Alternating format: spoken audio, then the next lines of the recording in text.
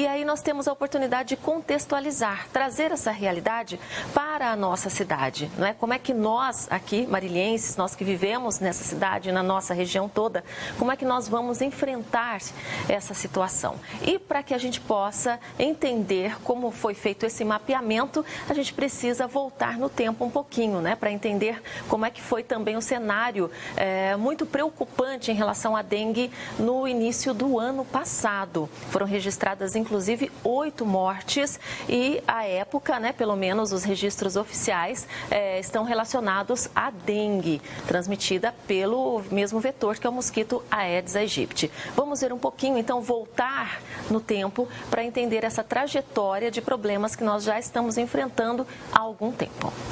A cidade de Marília sofreu com a epidemia de dengue no ano de 2015. O surto da doença transmitida pelo mosquito Aedes aegypti, que começou ainda em 2014, no mês de outubro, deixou mais de 15 mil pessoas com a doença e 8 mortes no total.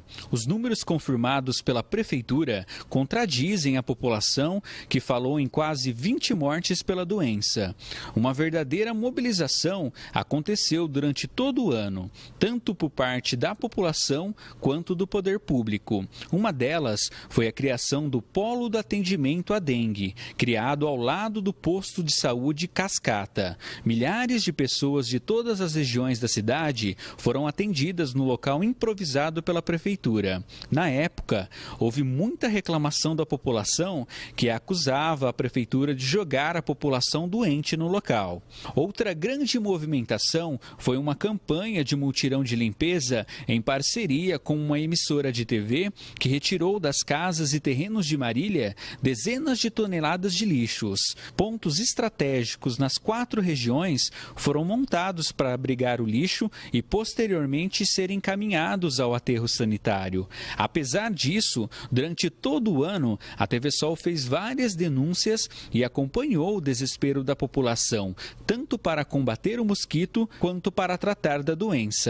E a preocupação tanto da população quanto do poder público ficou mais aguçada quando no final do ano foi identificado no país o vírus Zika, também transmitido pelo Aedes aegypti e que tem como possível causa a microcefalia. Outra doença que assustou a capital nacional do alimento foi também a febre chikungunya, que também fez vítimas graves na cidade. Bom, tá aí, olha, são alguns dados, né, referentes a essa situação, como eu disse anteriormente, que nós estamos vivenciando, né, eu digo nós, porque todos nós da cidade, a região toda, aliás, no país inteiro, né, não tem quem não tenha alguém próximo, né, ou que já não tenha também passado pela dengue, ou a febre chikungunya também, né, porque agora é que eles vão começar a detectar e diferenciar um problema do outro, porque inicialmente os sintomas são os mesmos, então a gente acaba se solidarizando, né? Mesmo quem não tenha passado por esse problema pessoalmente, mas a gente se solidariza com quem passou, porque realmente os relatos, né, são de um sofrimento agudo, né? Então não é uma doença para ser levada como uma brincadeira. Os países, né, do mundo todo estão olhando para o Brasil até com uma certa preocupação em relação ao descaso, não é, que nos últimos meses a situação foi tratada, apesar de números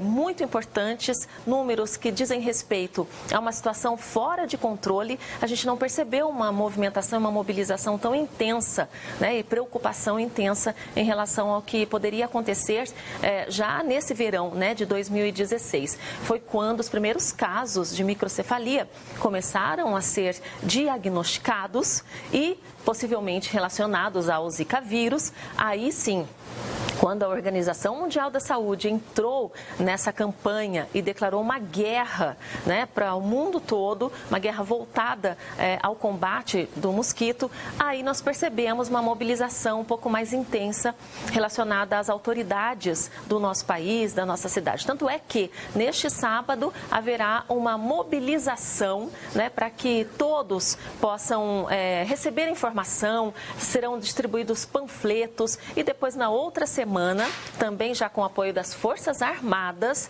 o governo federal pretende entrar nas residências, aquelas que não houver a permissão, né, para que as autoridades entrem ou os fiscais entrem, haverá então um apoio jurídico para que haja sim a fiscalização e a averiguação do espaço, né, para detectar possíveis criadouros do mosquito Aedes aegypti. Então a gente percebe uma movimentação, uma mobilização muito grande agora que o caso chamou a atenção no mundo todo.